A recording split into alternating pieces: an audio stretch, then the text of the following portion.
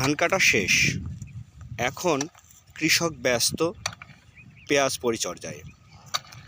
এখন যে পেঁয়াজ কৃষক পরিচর্যা করছেন, এই পেঁয়াজ থেকে পেঁয়াজের বীজ তৈরি করা হবে, যার কারণে পেঁয়াজের গাছগুলো অনেক ফাঁকা ফাঁকায় সারিবদ্ধভাবে রোপণ করা হয়েছে।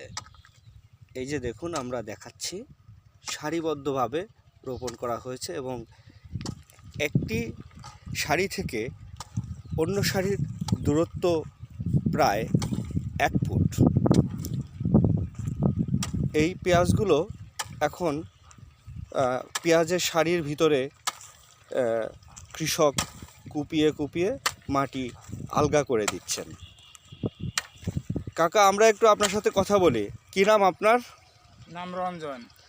ও, এই পেঁয়াজ এইভাবে যে নালির মধ্যে কোপালে কি হবে? পেঁয়াজের কি উপকার হবে? পেঁয়াজের রসটা মরে যাবে, মাটিটা শুকিয়ে যাবে। শুকিয়ে গেলে এরপরে আর একটা সার দিয়ে সেচ দিয়ে দিলি পেঁয়াজটা তাড়াতাড়ি বলবে, গাছ বড় হবে, তাড়াতাড়ি মোটা হবে। মোটা না হলে তো ওই কদমটা মোটা হবে না, ফুলটা মোটা হবে না। যাতে এই পেঁয়াজের গাছটা মোটা হয়, সেই জন্য হচ্ছে এখন কোপানো হচ্ছে। কুপিয়ে রসটা সরিয়ে দেওয়া। ও, মাটির যেটা রস আছে ওই রসটা সরিয়ে দিতে হবে। হ্যাঁ, মাটি তো এখনো ভিজা দেখা যাচ্ছে। ও, মানে এখন কোপালে এই মাটির ভিজা ভাবটা চলে যাবে।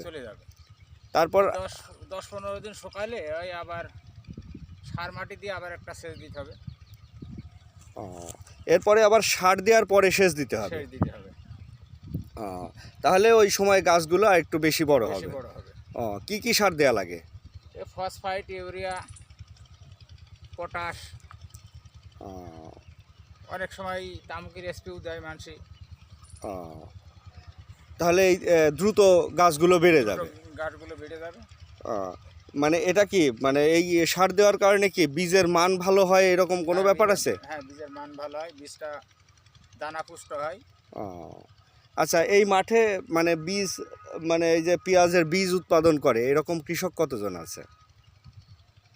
তা 8 থেকে 10 জন আছে। 8-10 জন পেঁয়াজের বীজ উৎপাদন করে। মানে আপনারা এই যে পেঁয়াজের চারা রোপণ করেন, পেঁয়াজ উৎপাদন করেন, বীজ আপনারা নিজেরাই তৈরি করেন? হ্যাঁ, নিজেরাই। মানে কিনা বীজও তো পাওয়া যায় বাজারে, কিনতেও পাওয়া যায়। এই বীজ আমরা আবার বিক্রি করব। ও, এই আপনারাই বীজ উৎপাদন করে বিক্রি করবেন? মানে নিজের প্রয়োজন মেটানোর পর যেটা অবশিষ্ট থাকবে সেটা বিক্রি করবেন। ও, এখন মাঠে আর তাহলে কি ফসল আছে? মাঠ তো পুরোই ফাঁকা দেখা যাচ্ছে। এখন এই যে পাততলে সরষে আছে, পেঁয়াজ আছে, গম আছে, তারপরে রসুন আছে, মশারি আছে, ফেসারি আছে, এগুলো। আচ্ছা, ঠিক আছে কাকা, ভালো থাকবেন।